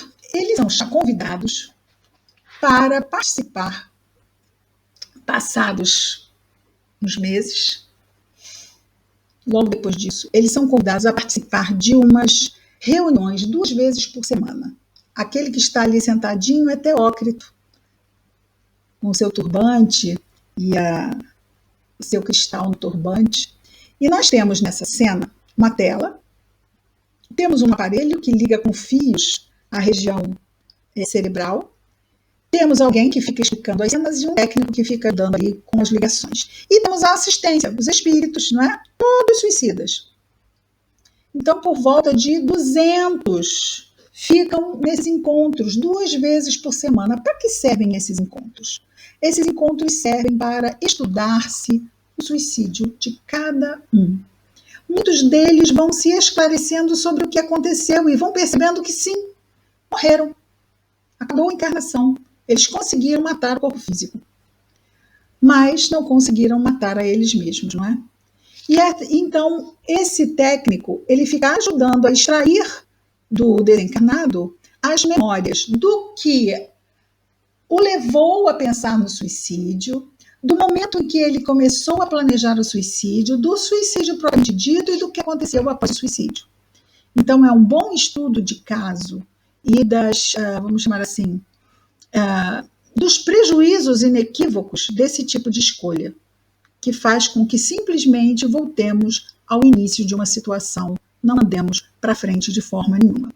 Acontece que, embora muitos sejam esclarecidos desta maneira, outros estão tão mais comprometidos mentalmente que nem assim conseguem entender o que se passa. Esses necessitam de um outro recurso, que é o que chamamos de choque anímico. Eles necessitam da ajuda do contato com o encarnado, esteja ele em vigia ou desdobrado, para, através desses... Mas ele não está cheio de fluido vital, por que ele precisa de um choque anímico, de mais fluido vital lá dos... Agora não estão mais cheios, né? Por que ele é mais fluido vital agora de um encarnado? Se ele estava cheio de fluido vital, por que não aproveitaram antes? Sim, porque aquilo estava em caos. O fluido que eles vão receber é um fluido quase que um medicamento, não é uma beberagem qualquer. É um fluido altamente qualificado para ajudá-los a mentalmente perceber melhor a situação. E então eles começam a fazer uma pesquisa em todos os países que poderiam estar ligados, que estão ligados, não é, ao trabalho da colônia, mas acabaram escolhendo o Brasil por ter uma diversidade maior em termos de médios. 20 médiuns foram pesquisados. Dos 20 médiuns, apenas 4 mulheres aceitaram prontamente e restritamente a oportunidade do trabalho, né? E 2 homens aceitaram, isso está escrito lá no livro, aceitaram um pouco contrariados, mas acabaram aceitando. Fato é que no dia do trabalho só apareceram 3. É claro que os 2 homens acabaram não aparecendo, só apareceram 3 mulheres, isso também está contado no livro. Mas não foi apenas uma reunião. Foi escolhida a casa onde eles concentraram os trabalhos. Naquele tempo, as reuniões mediúnicas eram públicas, então foi informado via mediúnica, esses trabalhos deveriam ser sem assistência, ou seja, sem a presença, apenas com os trabalhadores, sem a presença de público, não é? E durante 2 meses eles ficaram na crosta. Aqui é a primeira equipe que está indo para fazer a triagem. Eles ficaram 2 meses na crosta, escolheram, era uma cidade do interior, e ali em cima, durante 2 meses, em cima da casa espírita, ficou hasteada a bandeira da Legião dos Servos de Maria, LSM. E vejamos que ela também tem uma guarda, ficou guardada pelos lanceiros durante 2 meses.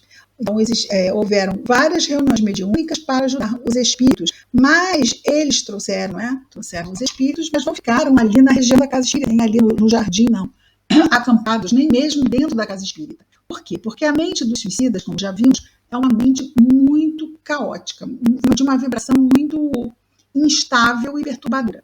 E ela deve se evitar manter espíritos suicidas perto de ambientes que tenham encarnados, porque eles só perturbam, não ajudam.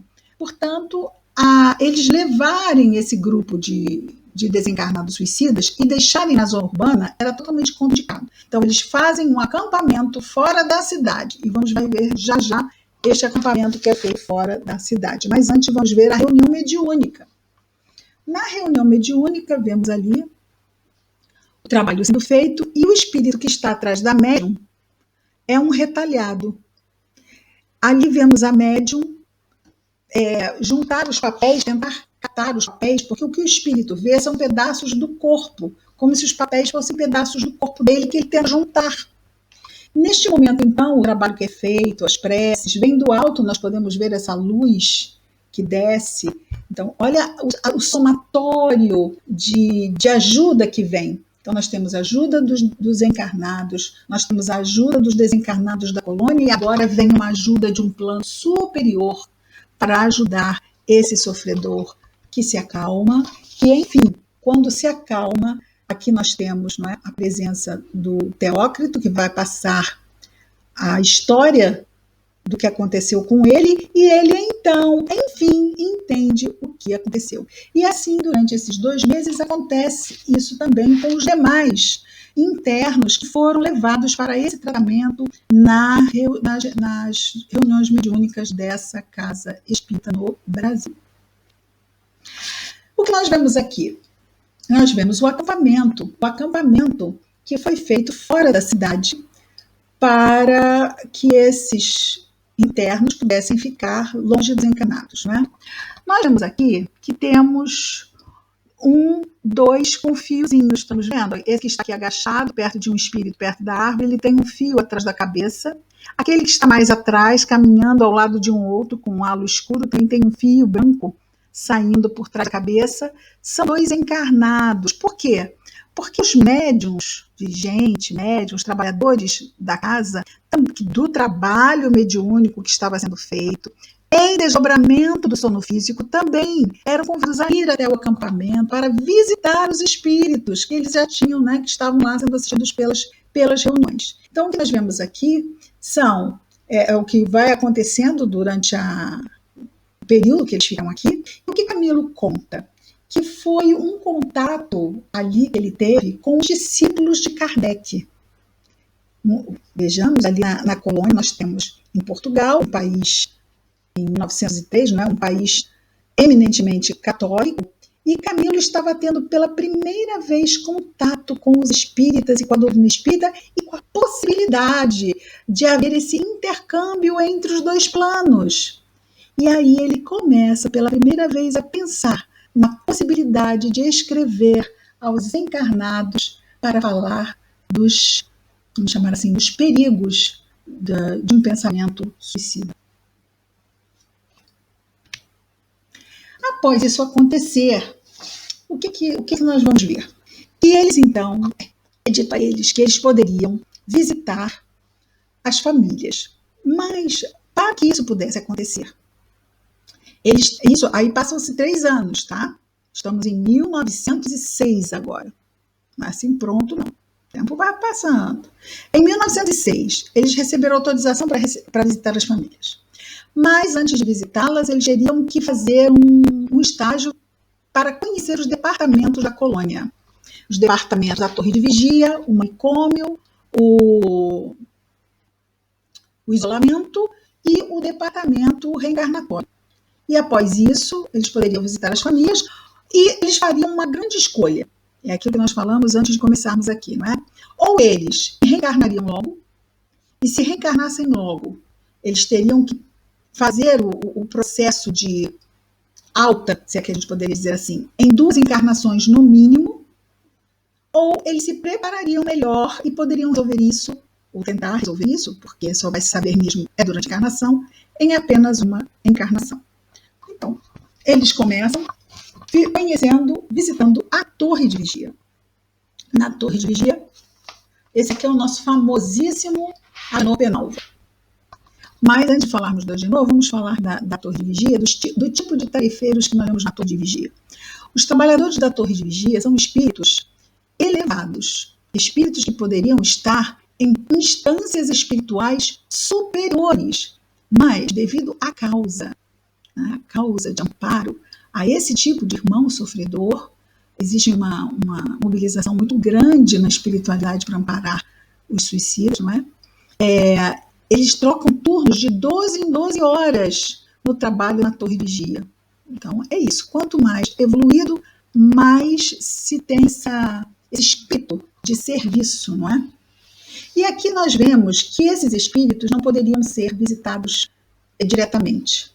Isso aqui eles também estão vendo Agenor por um telão, certo? Eles não podem ir nessa ala onde ficam os mais endurecidos. E apontados a ele, esse que está aqui, não é? Muito garboso, de bigode aqui no canto esquerdo, né? Extremo, é Camilo, não é? E conta assim, então, a história de Agenor, que é um espírito endurecido, obsessor tenaz, chefe de falange trevosa, estava 38 anos nesta ala, sendo evangelizado diariamente. É interessante que o artista chegou a colocar aqui a representação que, além disso tudo, ele era, claro, um suicida, não é? E já havia, então, sido encaminhada a transferência de Camilo para outro mundo inferior à Terra. Olha que incrível! Mas foi sustada a transferência de Camilo porque Maria Santíssima interveio nesse processo e intercedeu por Agenor diretamente a Jesus. Vejamos, Maria intercedeu diretamente com Jesus a favor de Agenor Penalva e enviou instruções claras à colônia de que se tivesse a maior paciência com ele. E é óbvio que é exatamente isso que acontecia. Aqui nós estamos no manicômio. O manicômio nos faz pensar nos mais severos doentes mentais. Exatamente. São os suicidas mais comprometidos mentalmente. E a gente pensa, como eles se mataram? Se jogaram, se enforcaram, deram um tiro? Não. São os suicidas indiretos. Todos eles, suicidas indiretos. Passaram anos se suicidando lentamente através dos vícios físicos e morais. Portanto, os complexos de culpa, os remorsos, são muito mais severos e profundos do que aqueles que, no impulso de desespero, cometem o suicídio. Então, esses ficam no manicômio. Às vezes a gente pensa, não é? A gente não tem noção, porque ele morreu muito comprometido, mas ainda bem que nos matou. Mas olha só, não há diferença, tá? Porque uma mente, como uma vez conhecemos uma companheira numa casa espírita, há muitos anos.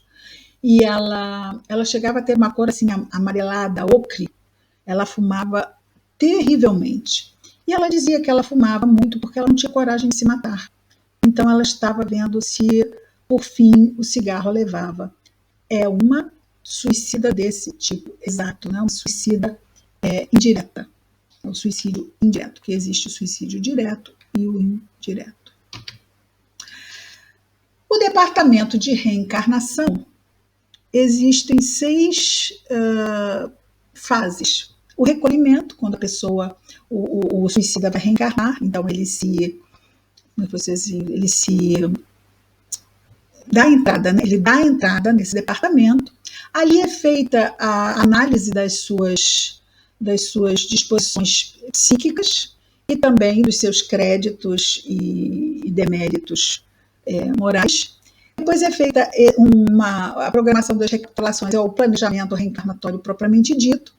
Na pesquisa é feita, então, como se diz, a procura, né, do melhor pai, da melhor mãe, porque às vezes não é muito fácil se achar pais para um suicida, principalmente quando é um suicida que não tem muitas coisas boas, e aí tem que se buscar pais que não tenham ligações diretas com ele, muitas vezes, e é contado no livro isto, né? Uma pessoa que não tinha, um suicida que não tinha ninguém encarnado que pudesse receber laços afetivos para isto, então são buscadas pessoas que vieram com planejamento reencarnatório de não terem filhos, mas se aceitassem esses filhos, elas seriam como que tratadas e curadas do problema e receberiam, e mesmo assim são procurados então casais que querem, mães que querem muito, né? E tem essas dificuldades. Então quer dizer que toda mulher que tem dificuldade de engravidar quando engravida é um espírito suicida? Não, pode ser, mas nós não temos condição nenhuma de saber, pode ser que não tenha nada a ver com isso, certo? E mesmo assim, muitas vezes são recusadas. Não, para receber essa pessoa, receber esse tipo de... Não, eu prefiro não.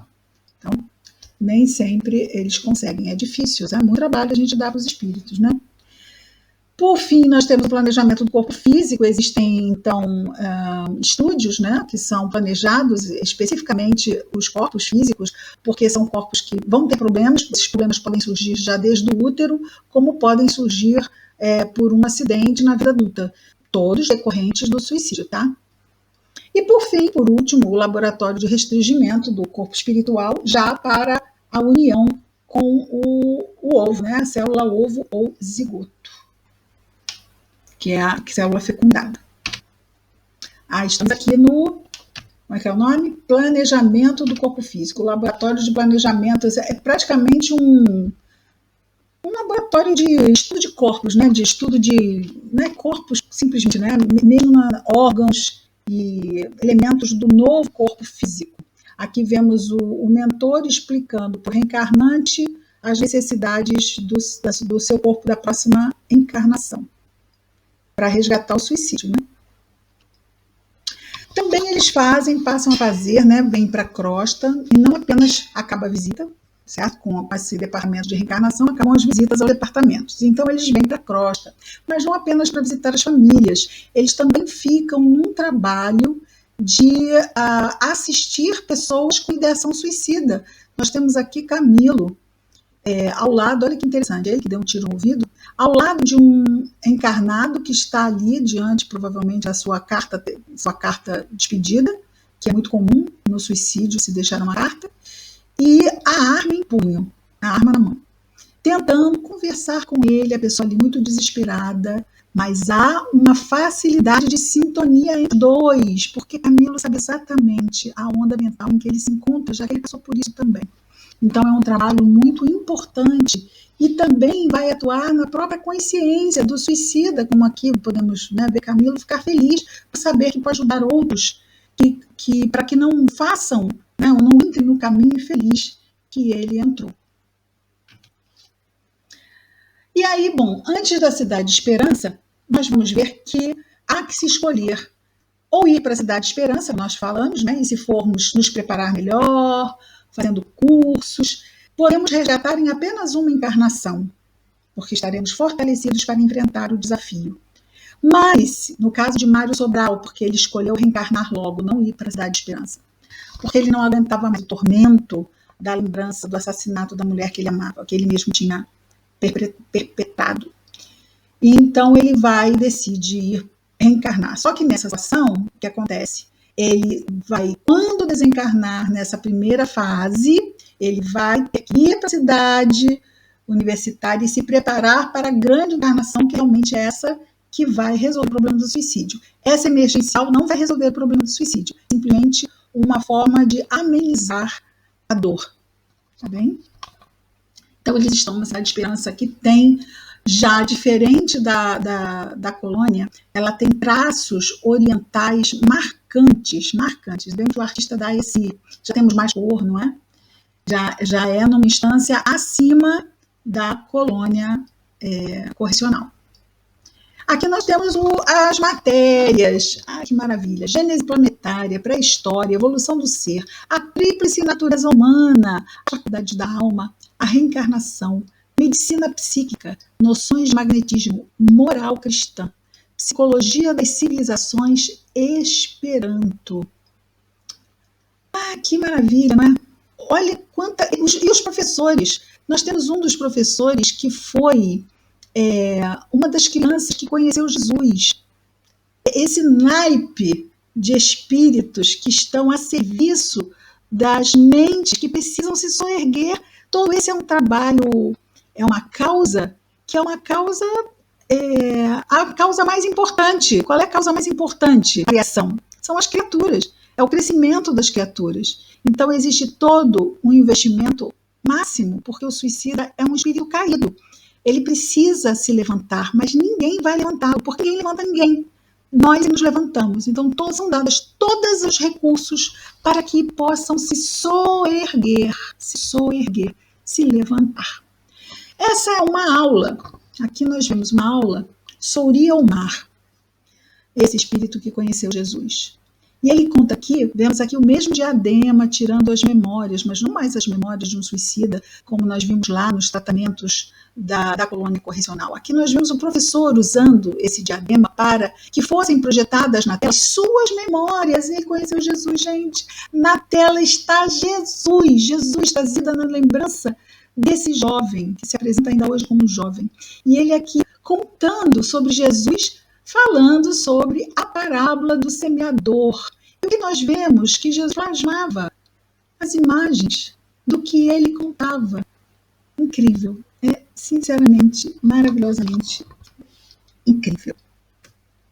Uma outra aula aqui, falando sobre evolução, vendo Lewis, porque o que acontece? Tudo está, aqui já ele está tirando do éter.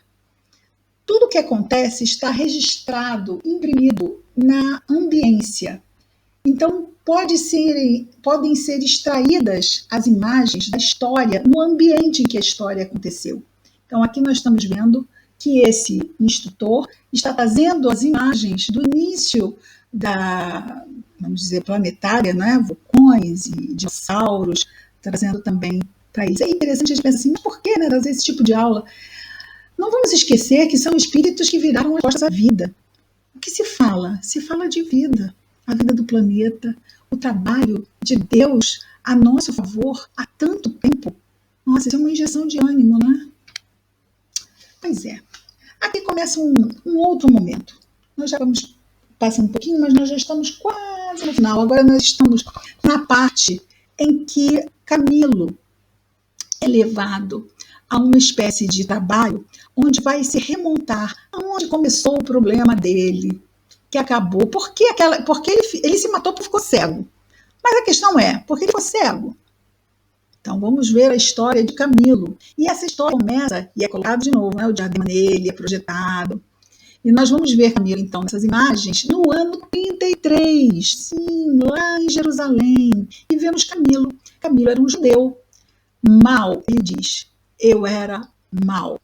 E andava por Jerusalém falando mal Cristo, falando mal inclusive de sua mãe, que agora o abrigava na colônia correcional. E ele, inclusive, foi um dos que pediu para que se soltasse Barrabás. E ele conta, então, que desse ano 33 até o século 17, 1.700 anos, ele entrava e saía das encarnações sem perceber direito o que acontecia. É quase como um semissono, assim, um semi-acordado. Ele estava encarnado e não estava, isso não fazia muita diferença para ele.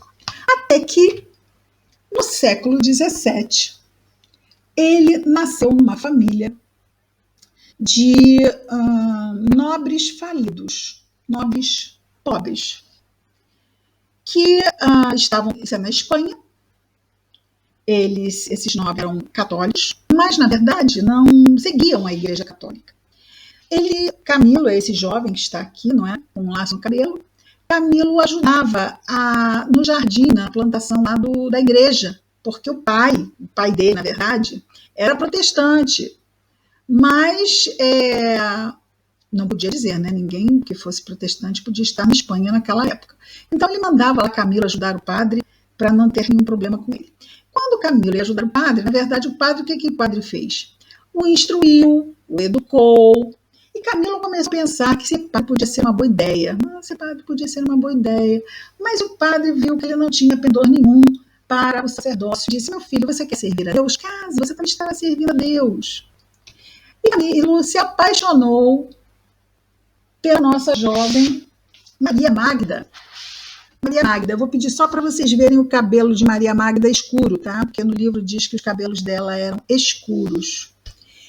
Ele se apaixonou por Maria Magda. Antes desta cena acontecer, antes de o nome do nosso jovem, o Jacinto Ornelas e Ruiz, esse jovem que está aqui beijando a mão de Maria Magda, antes de ele aparecer na história, Maria Magda e Camilo eram primos distantes. Eles então fizeram aquela aproximação, ele é apaixonado por ela concordou em se casar com ele, mas isso nada foi oficial, ninguém sabia disso, foi só entre os dois. Nesse meio tempo, antes de se tornar oficial, ela conhece Jacinto, se apaixona por ele. Ele, garboso, não é? Ele era protestante, mas ele estava na Holanda, vejamos que ele está vestido a uma maneira bem holandesa, do século XVII, não é? E eles então se casam e partem para a Holanda. Nesse momento, Camilo toma a decisão de se tornar padre, mas ele estava cheio de fúria, ele queria poder. Como padre, ele se torna inquisidor da Inquisição, da igreja, e como inquisidor, ele prende, ele tortura, ele mata, ele faz muita coisa ruim, muita.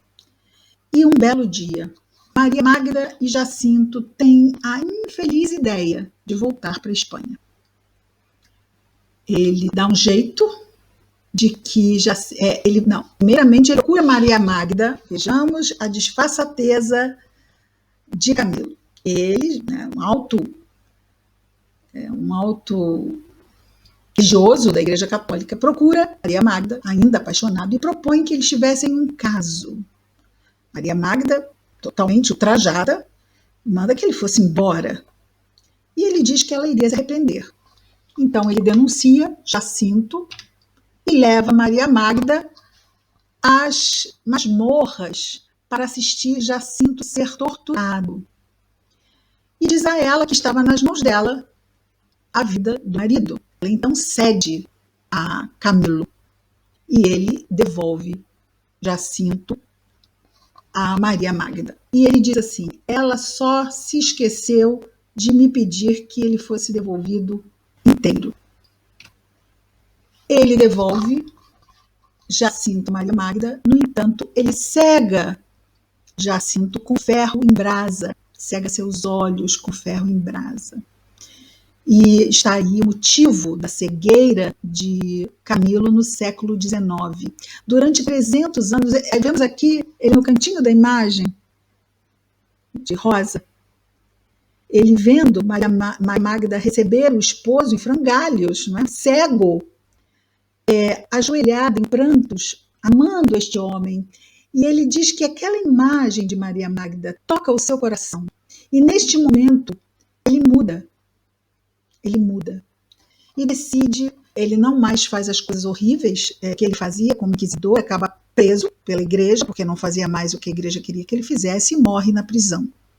E durante 300 anos, ele passou um mau pedaço por tudo o que ele fez na Inquisição.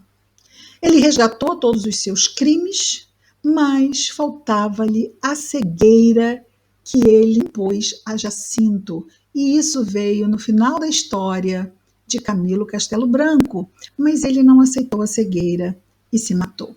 Era alguma coisa que ele ia precisar. Oh, mãe. Vocês estão me vendo?